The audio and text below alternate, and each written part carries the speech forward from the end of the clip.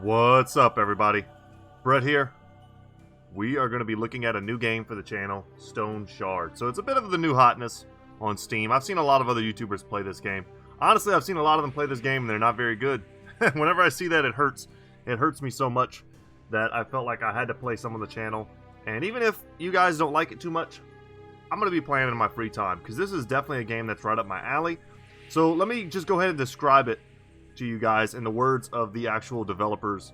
It says, Stoneshard is a challenging turn-based RPG set in an open world. Experience the unforgiving life of a medieval mercenary. That's exactly what you do. Travel across the war-torn kingdom, fulfill contracts, fight, mend your wounds, and develop your character without any restrictions. Developer is Inkstains Games, and publisher is HypeTrain Digital. Alright. All that out of the way. It's a hard game. The tutorial, which I've gotten all the way to the final boss of the tutorial, and god dang, the tutorial is pretty tough. Like, the tutorial is supposed to be the easing of you into a game. It's not. Not in this game. In this game, it's pretty damn challenging. Let's go ahead and play. I'm going to start a new game. I didn't beat the final boss, and I'm just going to shut up and let this play, because it's voice acted. Where am I? We're Varen. You are awake, just in time for the ritual. We'll have a use for you, so very soon. Don't try anything funny, or you'll end up like one of your friends. Perhaps I should check on him again. All that fresh blood, that must have drained by now. Curses. Doesn't look like we won that fight. I need to get out of here before this bastard returns. Looks like my shackles are rusted to the core. Alright, guys. So, it's a tutorial. I'll take it slow because that's what the game needs me to do. Can't move. Hunger, light dehydration. Let's just follow it and do what it says. So, inventory. Here you can manage your equipment and move items. It can be done in a number of ways by using your mouse to drag an item, by choosing the corresponding option in the context menu summon. Yeah, got it. So we'll just toss these on the ground. We managed to take our shackles off. And now we're going to come over here. Poor Locke. Your bad feeling was spot on this time. That's our buddy Locke. They didn't search him. Bad move. No offense, buddy. But you won't need all these things anymore. Alright, searching. Surrounding interactive objects can be searched. To search the corpse, we can hover over it. Also, guys, I already know, like I said, I played a bit. I can hit Alt, and I can sort of see what's around me. So we're going to want to pick everything up. To pick everything up, you can just hit spacebar or that little arrow button there. We get lockpicks. Every self-respecting burglar has one of these. We have water skin, because in this game, there we go, we got rid of the water. The thirst, rather. In this game, hunger and thirst are things that need to be managed. Otherwise, you'll end up with some negative traits. So our energy is currently minus 11, and our restoration is down 1%. So we can go ahead and eat the bread. We've got the lockpicks.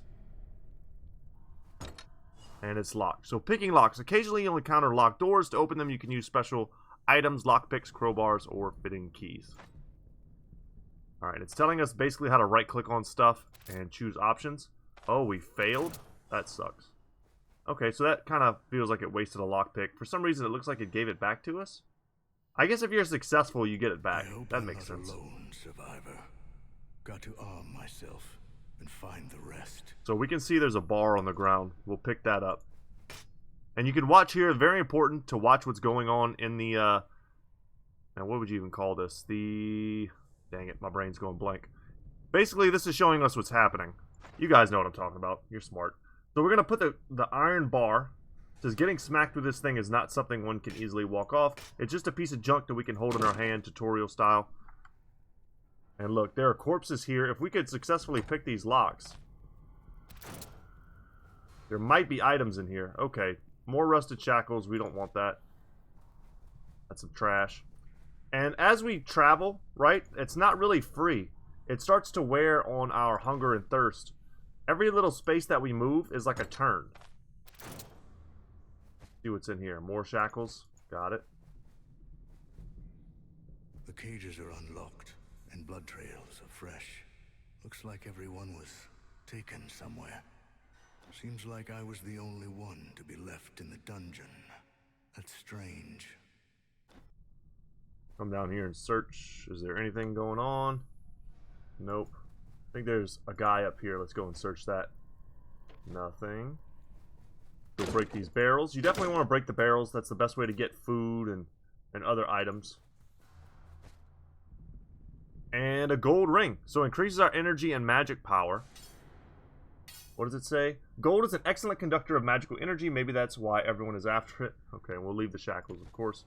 Guys, I'm a reader. I like to read the stuff that's in the games that I play. A lot of the people that I watched play didn't read a damn thing. And I felt like they had no idea what was going on. I'm not about that. If I'm going to play a game like this, I want to know what's going on. I want to know the story. How did you get out? I'm interested. You are dead. And I hope you are too. So, combat. Stoneshard is a turn-based game where almost every action takes a turn. Enemies only act when your turn ends, so you can take your time and think your actions through. If necessary, you can skip your turns by pressing space or numpad 5. Got it. Kill the guard. To do so, approach him and press the button. Got it. You can also inspect enemies to learn more. Alright, so what we would do here is right-click, inspect. We can see their threat level, I suppose. Their health is at 100%. I hate that I can't see actual numbers. That would inform me a bit better, because as you'll see in the course of this tutorial, we're fighting a lot of different types of enemies. It has some resistance. Sacred damage does more. This neophyte was tasked with guarding you. He hasn't been doing a very good job so far. They even have little funny stuff at the bottom. He's a vampire of the Crimson Covenant. So we're going to step forward, step diagonally.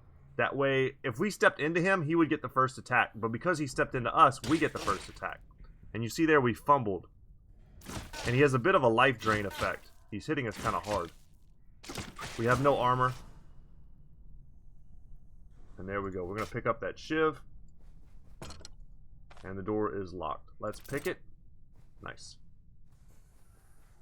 Alright, the game's about to teach us something. Burn. Bled to death. Such a foolish way to go. And it's going to give us a new ability. Looks like there is a trap. I have to take a look around unless I want to share his fate. Okay, traps. You'll often encounter hidden traps. You can discover them passively. The chance to spot a trap depends on your perception attribute. If you need to know immediately whether there are traps within your vision, you can use your basic skill Detect Traps. It has just been added to your skill bar. Got it. So we hit one, and boom, there it is right in front of us. The trap is revealed. All's left is to disarm it. Some of the trap's context menu, right? We can right-click on it. It is also possible to try and avoid a trap as you pass it, but it's a riskier option, more suitable for characters with high dodge chance. It's better not to use it for now. Let's disarm. Our disarm chance is 150%. I have to imagine that would work. And let's check our buddy and hope he's got something for us. He's got a peasant sash. Reduces our fumble chance. Keeps your pants in place, but that's about it. Got it. Sorry, Burn. Damn.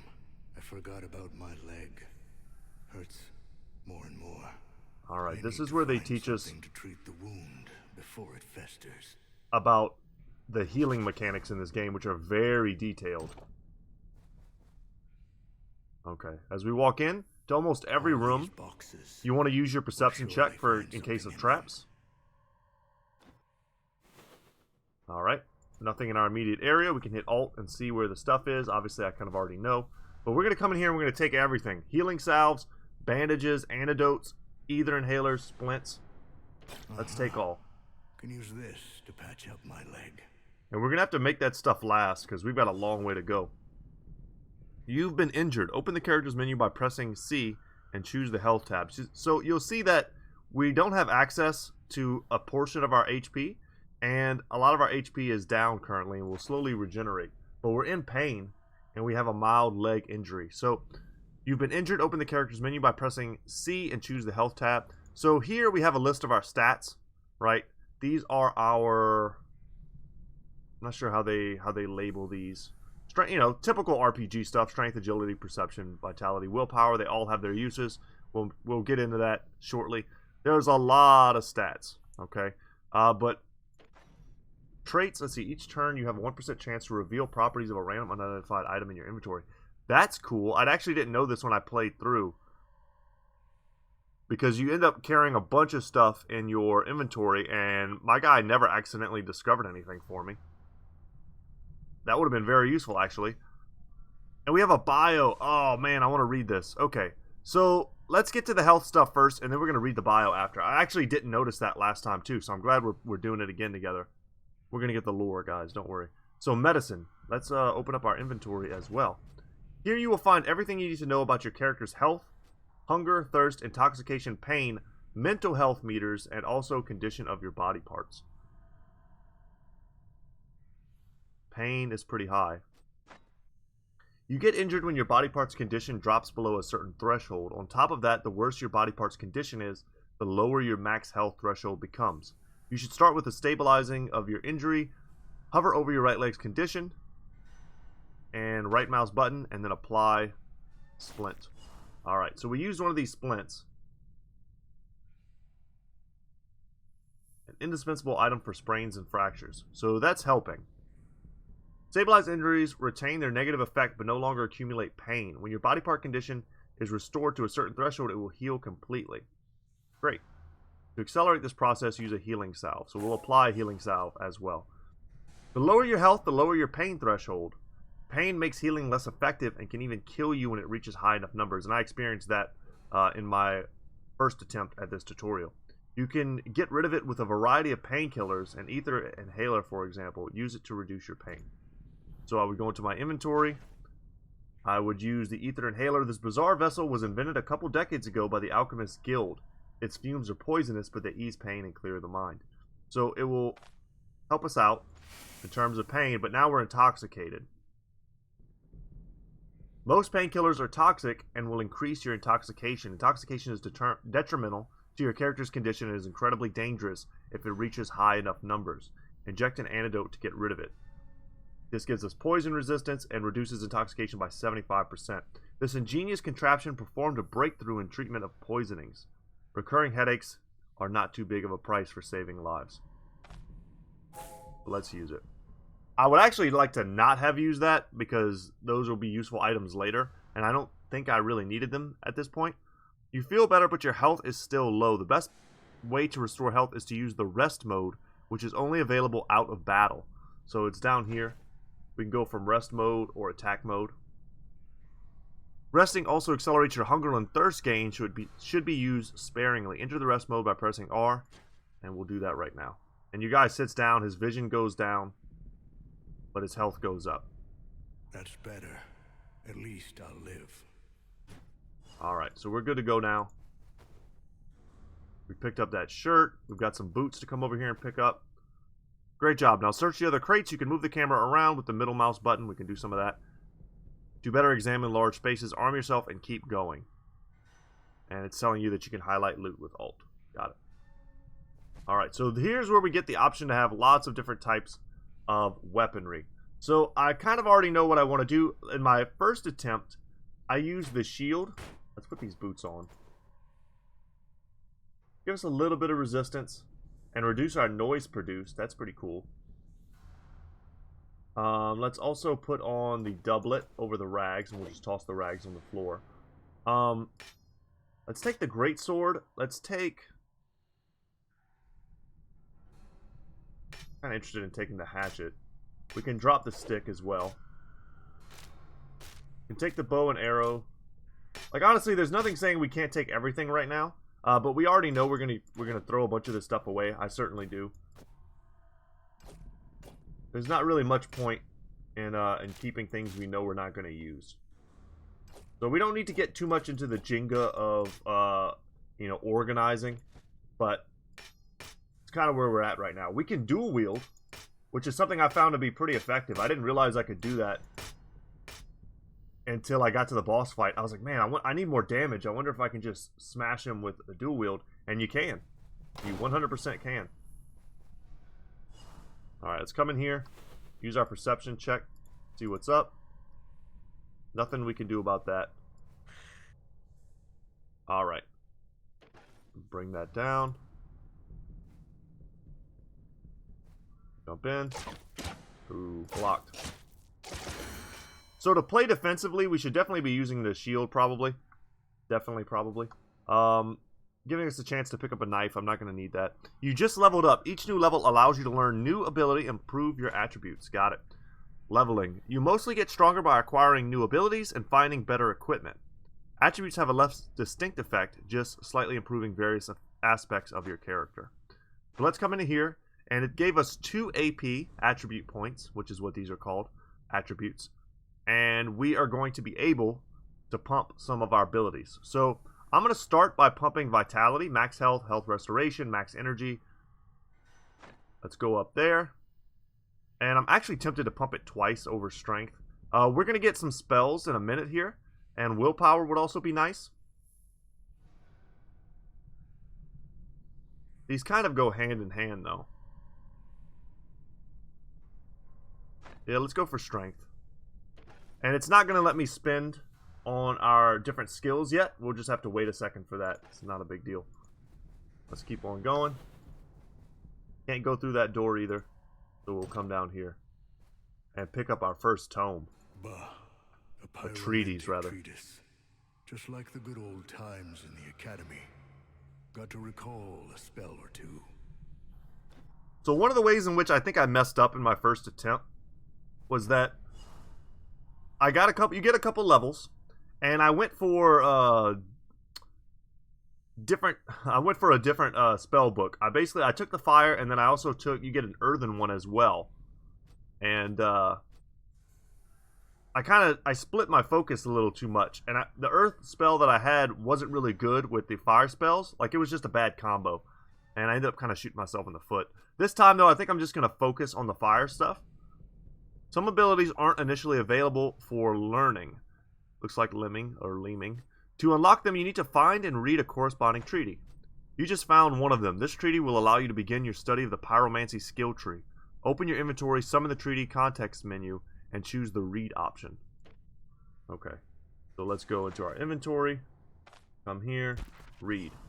And we unlock the ability to learn 3 different spells. So, dear friend, we may not know each other, but considering that you opened this tome, I'll take a wild guess and assume that you're intent on learning the ancient art of pyromancy, the art I came to master after many years. I'd rather not disclose my name. All you need to know is that I hold a high position among fire mages, and the only thing which forces me to play cloak and dagger is that our circle forbids sharing the knowledge with outsiders. But despite all the restrictions set upon me, I always yearn to not only bear power over the flame, but akin to the gods of the old to enlighten the world. So hearken to me, as there is no one else who will share this knowledge with you. As you may see, there is nothing complicated about visualizing the flames and then summoning them into existence with the sheer force of your mind, despite what my arrogant brethren may claim. If it was that easy, I would have summoned fire a long time ago. When the time comes, they'll pay for all the injustices they subjected me to, and for dragging my good name through the mud. Keep practicing, never stop learning, stay spirited, and remember, fire always attracts fire. Very cool. So now we can come into here leveling. So we can learn your freshly unlocked abilities, open your abilities window, find the pyromancy skill tree, which will be down here. So I went into geomancy and pyromancy, which ended up being, I think, a bit of a mistake. So we can learn the fire barrage spell. So launches a flurry of 3 firebolts at the target, each dealing 6 fire damage, and they deal plus 50% damage to burning targets. And a passive bonus, we get 2.5% pyromantic power. So we're going to go ahead and confirm that. That's a great ranged ability. And we have the option now to take an active or a passive. Kind of like both of these. I didn't actually get a chance to do this one, but I probably could have.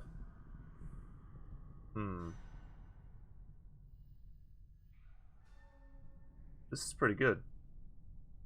We could probably get to this, or we would take these 2 here. We'll see. I know I'm definitely not going into geomancy. I had taken the runic boulder, which I didn't realize until the end has the caveat that it drains energy per turn, which makes it a non-bow with using other spells. So, happy to have a ranged ability. We're definitely going to need it. Pick up some Manshire Fortified.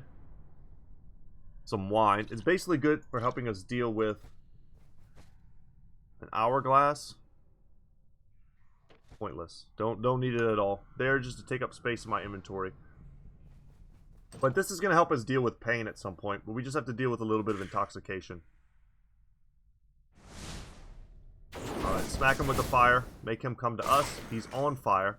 And now we just wait. We don't want to walk into the fire. We can rest for a second. Okay. Monastic book. scan here and pick up diary page 1. And let's read it. 3rd of Reaping. Our brothers toiled well today. I hope that the coming harvest will encompass or recompense us for our hard work as it was last year. Another few bountiful seasons and we shall be able to save enough gold to patch our shabby cloister. Patience and diligence are truly the greatest virtues. 5th of Reaping. This gets dark, which is why I'm reading it. This night, Brother Albert went down with a sudden fever. The heat from his body is so severe, one can burn a hand on him. I have no idea how he managed to catch a cold like this. Oh god, coronavirus. Perhaps he worked in the rain. Wouldn't be his first time. I left a couple brothers by Albert's side and sent to Manshire for a healer. Herbal poultices and earnest prayers should be more than enough to cure his ailment. By the 6th. Since the last night, Brother Albert has stopped recognizing any of us. He keeps on babbling some nonsense, but no one can make sense of it. The healer spent an entire night by his bedside, tried all his potions, but it was no use. We ended up paying him and sending him back. If Albert doesn't get better soon by himself, it will be his funeral we'll have to pay for. Alright, by the 6th. Brother Irv is sick as well. It's not a cold. Yeah, scary. And then this diary here on the 10th. So 4 days later. The miasma of this horrible disease now permeates the entire monastery. Half our brothers are delirious. Their bodies are riddled with scabs and boils. Blood is seeping through their pores, and we can't do anything to ease their suffering. I declared a quarantine in order to lock down everyone who shows signs of the disease in the catacombs, but I fear it's all in vain. The rest will go down sick in a couple of days. The host give me strength to preserve and save our congregation. And down we go. Alright, let's go ahead and scan. We pick up another diary page. I hope you guys don't mind the reading. If you don't like the reading, I understand. But whenever it seems important to the lore, we will read. Just feel free to fast forward. No big deal. You're not going to hurt my feelings. And now we get a Geomanic treaty. We can read it. The most distinctive tradition of the Nistrian cult of the Mother Mountain is their worship to giant boulders. In Nistria, you can still find a number of monuments built of finely chiseled boulders forming giant circles. Some of them are completely covered in writings. Rain and wind rendered the majority of it utterly indecipherable, but some were preserved exceptionally well. I'm trying to develop a habit to record every surviving symbol I encounter. Unfortunately, I still can't crack this ancient alphabet. I can only hope that if not me, then at least my descendants may solve this mystery. Well then, looks like I was disheartened way too easily, spending a couple of my precious weeks on that risky search for Fuda's tomb, has returned my investment 100-fold, rewarding me for all the misery I've experienced in the process. When I saw that the epitaph was doubled in ancient Alderain, I couldn't believe my eyes. This means that with only a bit of effort, I can finally cross-reference and decipher some of the words. Yes, finally, after months of diligent work, I, Yorn of Bryn, have discovered the secret of the ancient Nistrian alphabet. A large portion of my records appears to describe the most fascinating magic rituals and practices. I don't think I've ever encountered anything like it, but firstly, I'm heading to Mian. Someone from the academy may want to have a look at my findings. Okay. So I think at this point we can drop the books. They're incredibly valuable, but that's not relevant, I don't think, to what we're doing. So I'm curious if the game would let me, or would have let me, not pick the Fire Barrage and hold on to that point until we got to Geomancy. And then we could get something like Stone Armor.